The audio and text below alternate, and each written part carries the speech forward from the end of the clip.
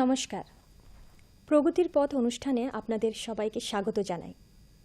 এই অনুষ্ঠানে আমরা ভারত সরকার এবং রাজ্য সরকারের বিভিন্ন উন্নয়নমূলক কর্মসূচি নিয়ে আলোচনা করে থাকি। কি কি সুযোগ সুবিধা রয়েছে, সাধারণ মানুষ এই সুযোগ সুবিধার লাভ কি করে পেতে পারেন, কোথায় যোগাযোগ করতে হবে। তো আজকে আমরা ত্রিপুরা রাজ্যের বিদ্যুৎ পরিষেবা নিয়ে কথা বলবো। তাছাড়া আমরা ভারত সরকার এবং রাজ্য সরকারের বিভিন্ন উন্নয়নমূলক কর্মসূচি নিয়েও আলোচনা করব। আজকে স্টুডিওতে আমাদের মধ্যে রয়েছেন ত্রিপুরা বিদ্যুৎ নিগমের চেয়ারম্যান আর managing director doctor Murari S Kele. स्वागत है सर आपका। नमस्ते। नमस्ते। तो डॉक्टर केले, आप हमें सबसे पहले बिजली विभाग से परिचय करवाइए। बिजली विभाग क्या काम करता है, उसके कितने विभाग हैं और घर घर तक बिजली पहुंचाने के लिए आप लोगों को क्या क्या करना पड़ता है।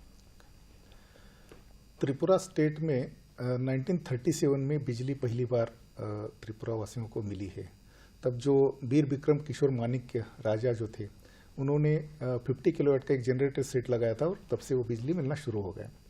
उसके बाद नियर अबाउट 1970 में जब स्टेटहुड मिला त्रिपुरा को, तब पीडब्ल्यूडी डिपार्टमेंट के द्वारा वो बिजली विभाग चलाया जाता था। देन 1984 में पावर डिपार्टमेंट सेपरेट हो गया और 2005 में त्रिपुरा स्टेट विद्युत निगम की स्थापना हो गई। तब से विद्युत निगम कारपोरेटाइजेशन हो गया, ऐसा बोल सकते हैं। त्रिपुरा विद्युत निगम के 3 पार्ट है। एक जनरेशन मीन्स विद्युत निर्मित, दूसरा ट्रांसमिशन मीन्स पारेषण और तीसरा डिस्ट्रीब्यूशन मीन्स वितरण। ये जो है कि जनरेशन में हमारा जो गैस बेस्ड जनरेशन स्टेशन है या जल के द्वारा जो बिजली निर्माण किया जाता है, उसका हमारे पास टोटल जो स्थापित क्षमता है वो 115 मेगावाट की है। उसके अलावा ट्रांसमिशन में जो है कि हमारे 14 सबस्टेशन है, एक्स्ट्रा हाई वोल्टेज के सबस्टेशन, और बाकी 66 केवी के बाकी सबस्टेशन है। 55 नंबर के हमारे डिस्ट्रीब्यूशन सबस्टेशन है, नियर अबाउट 16,000 ट्रांसफार्मर है, उसको विद्युत रोहित्र बोलते हैं, और उसके द्वारा नियर अबाउट 9.25 लाख लोगों को बिजली दी जाती है। और उसका हमारा जो रेवेन्यू है या आप जो इनकम है हमारा, not income, revenue is the proper word for that, तो हमारा वो 600 करोड़ ये हमारा रेवेन्यू है। उसके अलावा हम बांग्लादेश को बिजली देते हैं, उसका भी नियर अबाउट उतना है। टोटल मिला के नियर अबाउट 1500 करोड़ उसका सभी रेवेन्यू है। सर, त्रिपुरा राज्य 60% वन क्षेत्र में संरक्षित है और यहाँ बांग्लादेश की परिसीमा 80% से भी ज़्यादा है। तो ये जो बिजली वितरण का जो काम है, इसको करने के दौरान किन किन चुनौतियों का सामना करना पड़ता है। जी, बहुत अच्छा क्वेश्चन। इसमें देखिए कि हमारा जो सेटअप है, जैसा 9.25 लाख कंज्यूमर्स को हम बिजली देते हैं, उसके लिए हमारे पास 13 सर्कल्स हैं, देन डिवीजन 34 है, और उसके जो एम्प्लॉयज़ है नियर अबाउट 4000 एम्प्लॉयज़ की सैंक्शन पोस्ट है। जैसे आपने सवाल में बोला कि 60% फॉरेस्ट है, मोर देन 60% फॉरेस्ट है, और 80% परिसीमा है बांग्लादेश की। फॉरेस्ट की वजह से क्या होता है, हमारी सभी लाइनें जो कि फॉरेस्ट से जाती है, और उसकी वजह से क्या होता है, एक तो हिली एरिया है, लंबे लंबे लाइनें हैं कि मिस कुछ लाइनें तो 150 किलोमीटर से ज़्यादा लंबी है, और उसमें आपने देखा कि यहाँ का जो जियोग्राफिकल कंडीशन और इवन नेचुरल कंडीशन की स्टॉर्मी ईयर रहता है, रेनिंग नियर अबाउट 6 महीना, साल के 6 महीना रेनिंग रहता है, लाइटनिंग स्ट्रोक ज़्यादा है, स्टॉर्म रहते हैं, तो उसकी वजह से बिजली की जो खंडितता है वो ज़्यादा है। दूसरा, इसके अलावा यहाँ नेचुरली जो है कि यहाँ की सॉइल जो है सॉफ्ट है, तो उसमें क्या होता है, हमारे जो खंबे है या पोल्स है, तो वो हमने जमीन में डालते हैं, तो जब स्टॉर्म आता है, हल्की सी भी हवा आता है, तो हम गिर जाते हैं। ये बहुत पेक्यूलियर इशू है। दूसरा है कि एक थोड़ा सा यहाँ से थोड़ा दूर स्टेट होने की वजह से यहाँ transportation is the major issue. हमारे जो बहुत सारा मटेरियल जो होता है, पोल लगते हैं, कंडक्टर लगते हैं, देन केबल, मीटर्स या मेजर मटेरियल जो भी लगता है, उसके लिए हमें कलकत्ता है या बाकी के स्टेट का सहारा लेना पड़ता है, क्योंकि लोकली जो मैन्युफैक्चरर्स होने चाहिए, जितने हमको एक्सपेक्टेड है, जितना मटेरियल लगता है, उतने मैन्युफैक्चर नहीं कर पाते। और उसके अलावा स्किल मैन पावर जरूरी है कि जो अगर हाई टेक्नोलॉजी प्रोजेक्ट्स ये करना है तो यहाँ की स्किल पावर नहीं, तो इसकी वजह से क्या होता है कि विद्युत की क्षति होती है। ये कुछ चैलेंजेस है हमारे। जी बिल्कुल। सामान्य ग्राहकों को अक्सर बिजली का नया कनेक्शन लेने में और बिल का भुगतान करने में कई तरह की समस्याओं का सामना करना पड़ता है, तो इस बारे में आप हमारे उपभोक्ताओं को क्या बताना चाहेंगे? ओके। कोई भी बिजली कंपनी का मकसद जो रहता है कि ग्राहकों को अखंडित और बोलते हैं कि reliable quality and with affordable rates, सस्ती होनी चाहिए, जी अखंडित बिजली होना चाहिए और क्वालिटी बिजली होनी चाहिए। ये तो ग्राहकों का हक ही है। तो उसके लिए बेसिकली हमको कनेक्शन देने की ज़रूरत है। और आपने जैसा बोला कि नए कनेक्शन देते वक्त जनरल एक परसेप्शन रहता है या कुछ जगह पे सही भी रहता है कि कनेक्शन देते वक्त दिक्कतें आती है।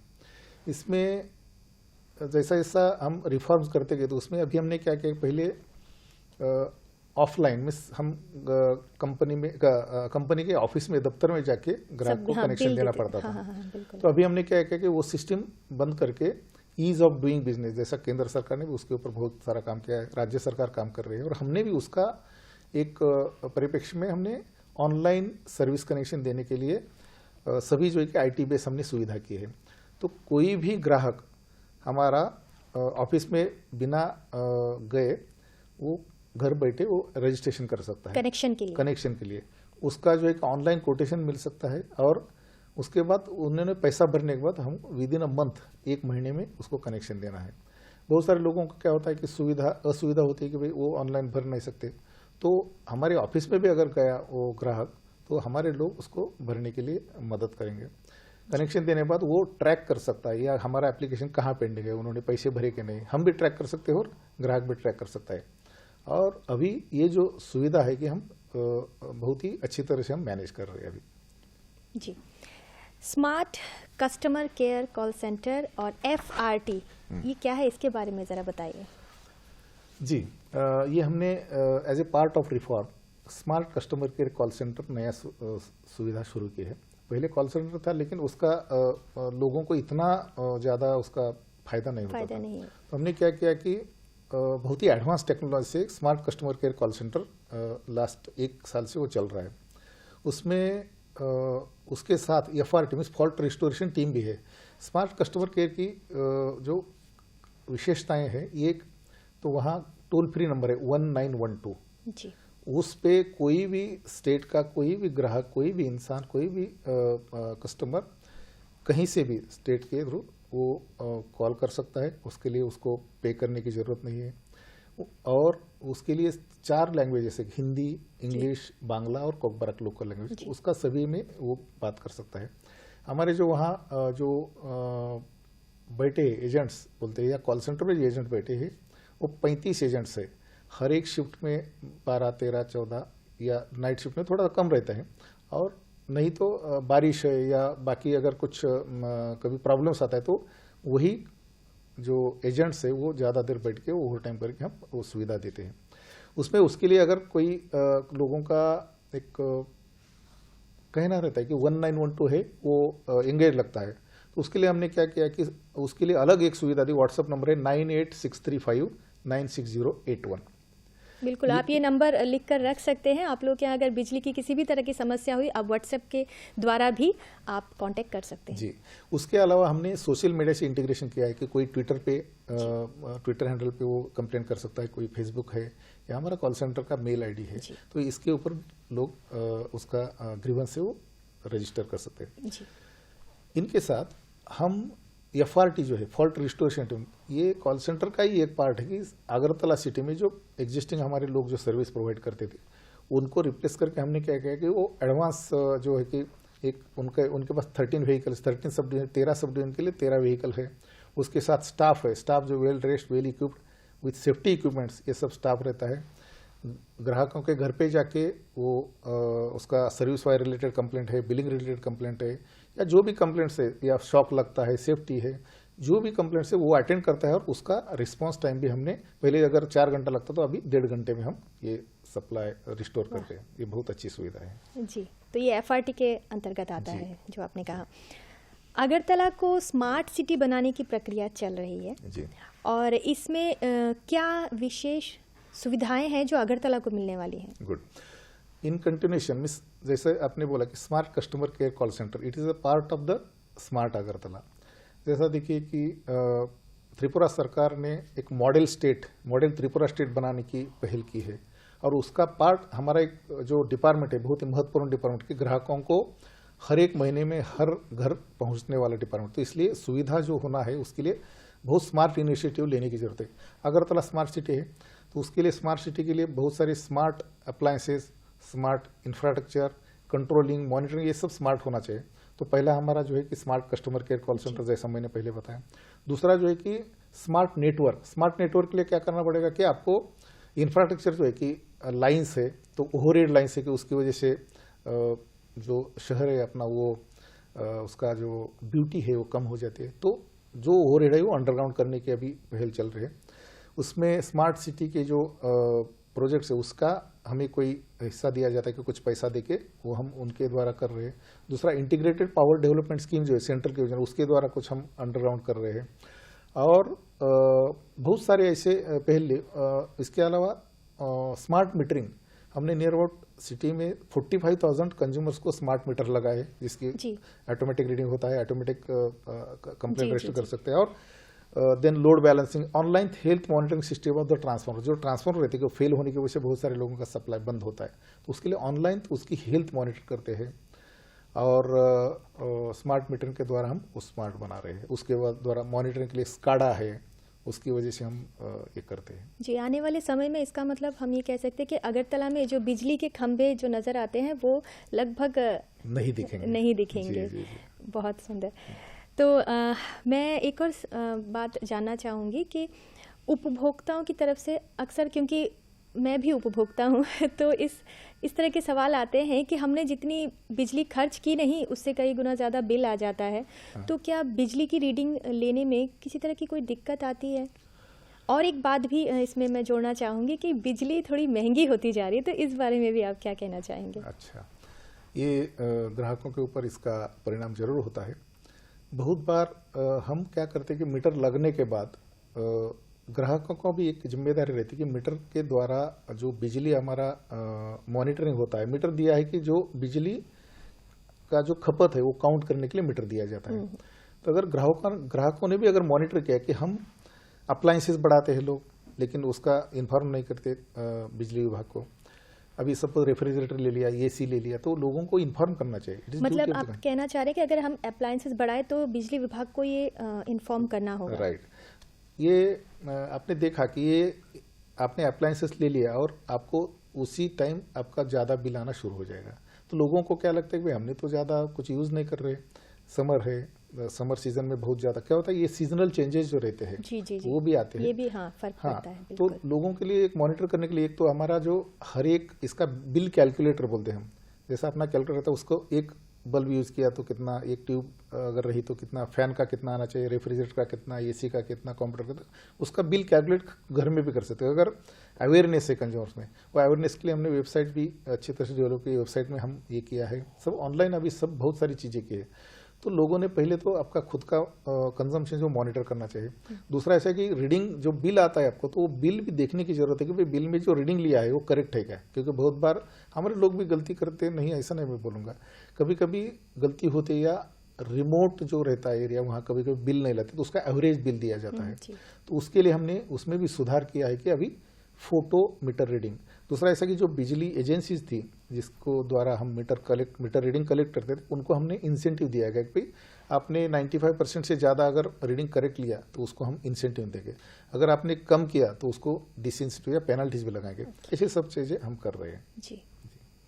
और बिजली जो महंगी होती जा रही है, तो इसमें जो है कि सही है आपका कि हमारे लिए पावर परचेस रेट जो है कि हम जो कहीं जनरेटर से हम पावर परचेस करते हैं तो वो जरूर महंगी होती जा रही है, उसमें दिन ब दिन बढ़ोतरी हो रही है, क्योंकि गैस का रेट बढ़ रहा है, जो हमारे लिए गेल जो है gas authority of India limited, उसका ट्रांसपोर्टेशन रेट बढ़ गया है, नए प्रोजेक्ट तो उसका कॉस्ट बढ़ रहा है, इसकी वजह से बिजली महंगी होती है। लेकिन 2014-15 से अभी तक हमने टैरिफ बढ़ाया नहीं, ये सबसे ब्यूटी है। और सबसे इम्पोर्टेंट बात है कि 2014-15 से अभी तक लास्ट 6 साल में टैरिफ बढ़ाया नहीं, ये दर जो रहता है कि जो वो बढ़ाया नहीं, पर यूनिट जो राइट। तो उसमें जो है कि उल्टा पहले 2% हम रिबेट देते थे, टाइम पे अगर पे करते, ड्यू डेट के पहले अगर पे करते तो उसको 2% हम डिस्काउंट देते थे, रेबेट देते, तो अच्छा। अभी 2% का 5% कर दिया, और कॉफ़ी और टी गार्डन जो उनको तो 15% तक हमने डिस्काउंट दिया। तो बिजली का दर बढ़ाने के बजाय हमने कम किया है, ये हम बोल सकते हैं। जी।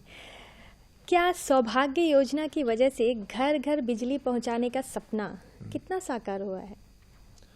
जी, ये हमारे जो पंतप्रधान है नरेंद्र मोदी जी, इनका बहुत ही महत्वाकांक्षी प्रोजेक्ट था। बहुत सारे अलग अलग जो उपाय उन्होंने किए, उजाला उज्ज्वला जो भी है, उसमें सौभाग्य योजना है, जो कि नियर अबाउट 2.5 करोड़ लोगों को बिजली देना लक्ष्य था थ्रू आउट इंडिया।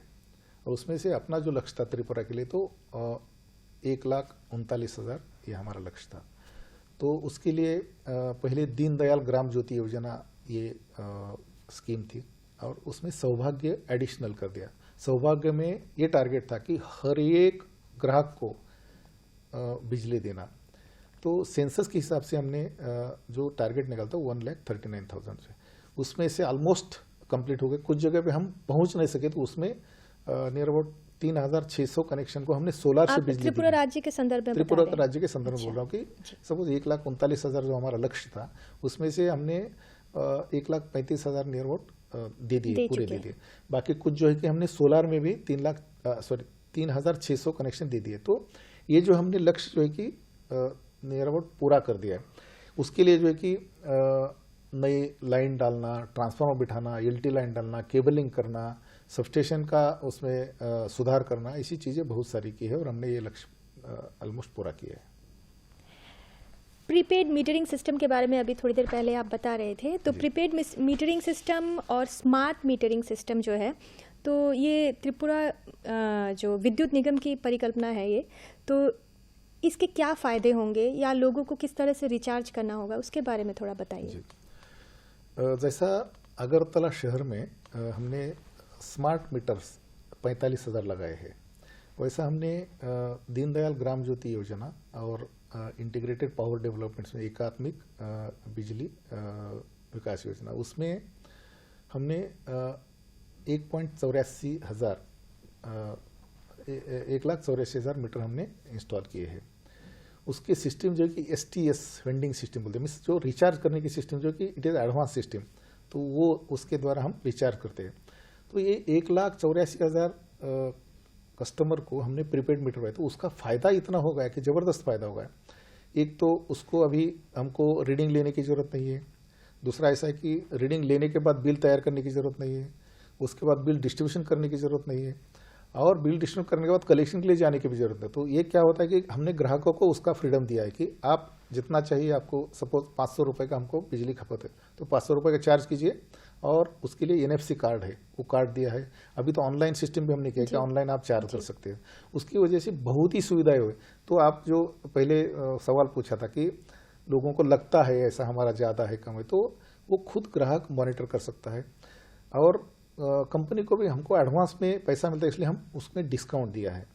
तो प्रीपेड मीटर की ब्यूटी ये है कि अभी ये सक्सेस होने के बाद इंडिया में ऐसे एक्सपेरिमेंट कुछ जगह, मणिपुर में भी ये प्रीपेड मीटर बैठा है, तो इसका सक्सेस जो रेट है कि बहुत ही अच्छा है। उसमें जैसा कस्टमर का फायदा होगा, ऐसा बिजली कंपनी का फायदा होगा। Near about more than 30 to 40% उसका कैश फ्लो बढ़ गया। और इसका चार्जिंग का फैसिलिटीज हमने हर एक कंज्यूमर को अपने हिसाब से, आपके मोबाइल जो है, मोबाइल ऐप जो है उसके ऊपर वो कर सकता है। उसका मैसेज आएगा, वो मॉनिटर कर पाएगा। और उसके अलावा TSC को फायदा हो गया, गवर्नमेंट को फायदा हो गया, कंज्यूमर को फायदा हो गया, और जो सभी स्टेक होल्डर्स हैं उनको फायदा हो गया। और ये प्रीपेड की सिस्टम जो है कि अभी केंद्र सरकार ने इसके आगे ऐसा रूल बनाया है कंज्यूमर्स राइट्स रूल्स में, कि इसके आगे जो भी नए कनेक्शन आएंगे या जो एग्जिस्टिंग कनेक्शन, उसको इधर स्मार्ट मीटर और प्रीपेड मीटर ही बिठाएंगे। तो इन दोनों में सर अंतर क्या है, ये जो स्मार्ट मीटर और प्रीपेड मीटर में? जी, बहुत अच्छा सवाल है, टेक्निकल क्वेश्चन है, लेकिन बहुत अच्छा है। स्मार्ट मीटर जो रहता है कि स्मार्ट मीटर में एक BIS स्टैंडर्ड रहता है, ब्यूरो ऑफ इंडियन स्टैंडर्ड्स, उसमें बहुत सारी उसके स्टैंडर्ड्स रहते हैं। उसमें स्मार्ट मीटर में क्या होता है कि एक तो 2-वे सिस्टम, कम्युनिकेशन सिस्टम, जो एक तो बिजली विभाग कंज्यूमर को कुछ मैसेज दे सकता है, कंज्यूमर भी कुछ अगर कम्युनिकेशन करना है तो वो कर सकता है। इसमें नेट मीटरिंग फैसिलिटी, जैसा अगर सोलार का कनेक्शन है आपके पास तो उसकी फैसिलिटी है। कनेक्शन डिस्कनेक्शन हो सकता है स्मार्ट मीटर में। हम बैठे बैठे ऑफिस में बैठे बैठे हम लोगों का डिस्कनेक्शन कर सकते हैं अगर अच्छा। आउटस्टैंडिंग अमाउंट है तो। दूसरा ऐसा कि ये प्रीपेड फैसिलिटी है और बहुत सारा डेटा ही हम वहाँ बैठ के मॉनिटर कर सकते हैं स्मार्ट मीटर में। स्मार्ट मीटर में। और प्रीपेड में सिर्फ रिचार्ज कर सकते हैं और उसका सिर्फ जो बिल है वो मॉनिटर कर सकते हैं। अच्छा। हाँ, लेकिन प्रीपेड का जो ये है कि हम बहुत ही इकोनॉमिकल मॉडल रहा हमारे लिए त्रिपुरा के लिए प्रीपेड वाला। जी। तो अभी स्मार्ट अगरतला के लिए जो आप कह रहे हैं प्रीपेड मीटर ही बिठाए गए हैं। नहीं, उसके लिए जो कि अगरतला में प्रीपेड भी है स्मार्ट भी है। हम अभी क्या हो गया फेजेस में हम चल रहे हैं। अच्छा। Tripura will be the first state, Tripura पहला राज्य होगा कि पूरे 100% स्मार्ट मीटरिंग होगा, ऐसा हमारा प्लान है। तो उसका प्लान भी बता देता हूँ। अगरतला में 100% प्रीपेड मीटर करेंगे, स्मार्ट मीटर करेंगे। जो अर्बन एरिया है, अर्बन एरिया में जैसे डिस्ट्रिक्ट हेडक्वार्टर है, तालुका हेडक्वार्टर है, वहाँ भी हम स्मार्ट मीटर लगाएंगे। और रिमेनिंग रूरल एरिया जो कि एक्सट्रीम रिमोल है, ट्राइबल एरिया है या ग्रामीण क्षेत्र है, उसमें हम प्रीपेड लगाएंगे ताकि छोटा कंजम्पशन अगर है उसके लिए प्रीपेड, और अगर ज़्यादा कंजम्पशन है या बड़े ग्राहक है तो उसके लिए स्मार्ट मीटर, तो उसको मॉनिटर करने के लिए अच्छा रहेगा। बिल्कुल। विद्युत अपघात एक चिंता का विषय है, तो इसके क्या क्या उपाय किए जाते हैं? बहुत ही सेंसिबल क्वेश्चन है।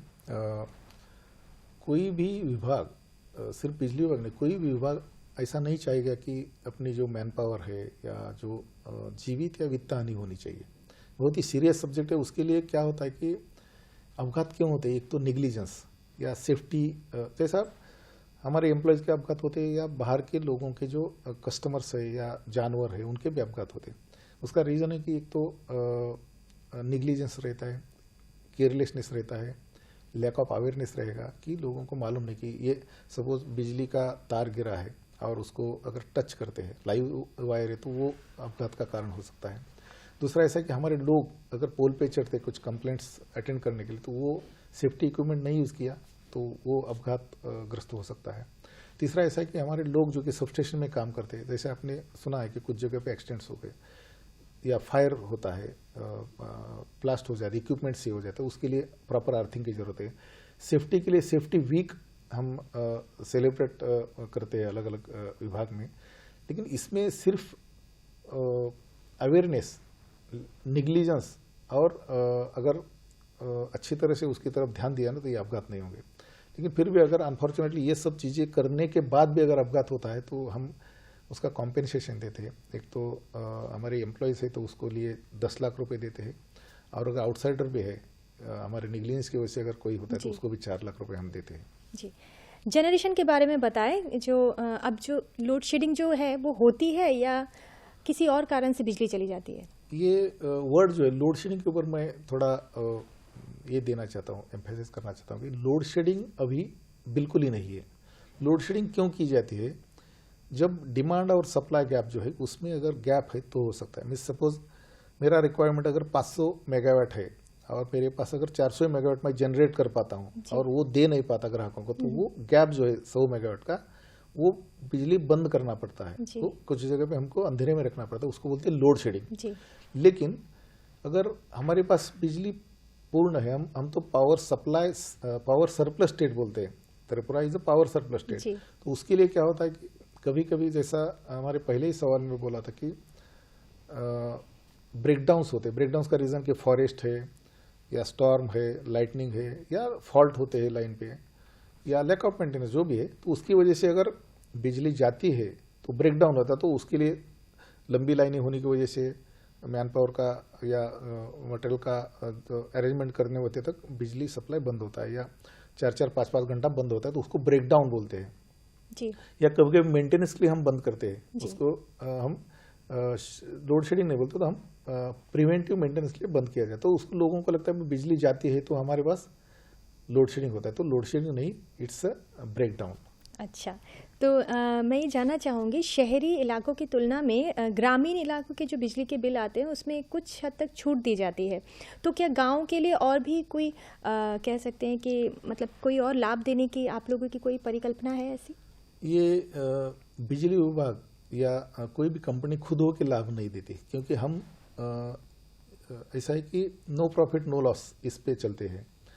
लेकिन हमारे लिए बिजली विभाग के लिए एक रेगुलेटर है जो नियामक आयोग बोलते हैं, तो वो दर जो है डिसाइड करता है, टैरिफ डिसाइड करता है। इसमें ग्रामीण क्षेत्र में और शहरी क्षेत्र में एक जरूर आपने जो बोला वैसा डिफरेंस है, फर्क है। तो 50 यूनिट तक जो है ना, 0 to 50 यूनिट तक ग्रामीण क्षेत्र में 3 रुपये 34 पैसे बिजली का दर है पर यूनिट, और शहरी क्षेत्र में अगर वो 30 ये किया तो 4 रुपये 17 पैसे है। तो आप उससे अगर 50 यूनिट के अंदर रहे तो वो डिफरेंस जरूर है कि नियर अबाउट कितना 34 और 17, एक 70-80 पैसे का डिफरेंस है। तो वो जरूर है, क्योंकि उसमें ऐसा माना गया है कि रूरल एरिया में सुविधाएं बहुत ज़्यादा नहीं रहती, उसको सिर्फ बल्ब और एक आधा फैन जो है उसमें उसका खपत जो है, जैसा सौभाग्य में कनेक्शन दिया पहले राजीव गांधी ग्रामीण विद्युतकरण योजना में जो कनेक्शन दिया रूरल एरिया में, तो उसका ज़्यादा खपत नहीं रहता, तो 50 यूनिट तक उनको थोड़ा सस्ती बिजली मिलनी चाहिए। उसके अलावा हम सभी के लिए सब्सिडी देते हैं, हम गवर्नमेंट सब्सिडी देता है, गवर्नमेंट डायरेक्ट सब्सिडी देता है कंज्यूमर को। जैसा कि हमारा रेट जो भी है अभी, जैसा अपना 3 रुपये 34 पैसा ग्रामीण में है या 4 रुपये 17 पैसा पहले 50 यूनिट तक, जैसा जैसा आप यूज करोगे वैसा रेट भी बढ़ेगा। लेकिन सबके लिए गवर्नमेंट ऑफ त्रिपुरा ने सब्सिडी दी है। हमारे पूरे इसमें 45 से 50 करोड़ तक हर साल सब्सिडी दी जाती है, और वो हम कंज्यूमर को बांटते हैं या उसको उतना बिलिंग कम कर दे। तो ये जो है कि नियर अबाउट 63 to 65 पैसा पर यूनिट ये सब्सिडी देते हैं, और ये बहुत ही अच्छा पहल है स्टेट गवर्नमेंट का। जी, आखिरी सवाल, मैं आज के एपिसोड का आखिरी सवाल आपसे करना चाहूँगी कि बिजली की खपत को कम करने के लिए हम ग्राहक क्या कर सकते हैं? कैसा है कि जितना आपका यूज़ है उतना तो करेंगे, लेकिन उसको ऑप्टिमम यूटिलाइजेशन जो बोलते हैं कि अगर खपत कम करना है तो आपको देखिए कि हम जैसा पैसा खर्चा करते हैं मार्केट में जाते हो, अपनी जो रिक्वायरमेंट है वो कम करने की जरूरत है। पहला जो है कि बहुत ही कॉशियसली बिजली इस्तेमाल करनी चाहिए। दूसरा ऐसा कि खुद मॉनिटरिंग करना चाहिए। तीसरा ऐसा है कि अगर इक्विपमेंट्स है घर में, अगर अपने बल्ब है, पुराने बल्ब है या ट्यूबलाइट्स है या पुराने फैन है जो अप्लायंसेस है, वो रिप्लेस करना चाहिए। कि अभी आजकल जो है कि मार्केट में एलईडी बल्ब्स आ गए, फैन एनर्जी एफिशिएंट आ गए, मोटार अगर आप यूज करते हो तो उसको एनर्जी एफिशिएंट मोटार है, रेफ्रिजरेटर यूज करते हो तो उसको स्टार रेटेड, स्टार लेवल जो रहता है ना, उसको टीवी वगैरह भी आ चुके हैं। करेक्ट, तो उसमें जितने ज्यादा स्टार उतना एनर्जी एफिशिएंट इक्विपमेंट, तो आप उसके द्वारा आप अपना बिजली की खपत कम कर सकते हो।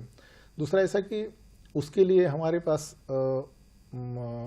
उसको अवेयर करने के लिए बहुत सारे हम कैंपेन भी चलाते हैं। कुछ जगह पे यहाँ के क्लब है उनका सुविधा लेते हैं।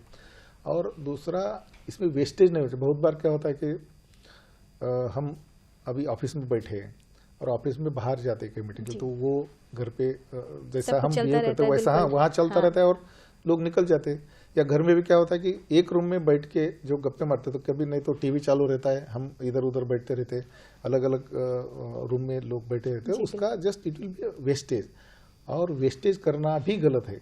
तो ऐसा ये सब छोटी छोटी चीजें अगर एक साथ ध्यान दिया तो उसका बिल्कुल ही अच्छी तरह से यूज हो जाएगा। तो बहुत बहुत धन्यवाद। आज के इस एपिसोड में हमने सर से बहुत कुछ जाना, विद्युत निगम और हमारे राज्य सरकार एवं केंद्र सरकार के विभिन्न प्रकल्पों के बारे में।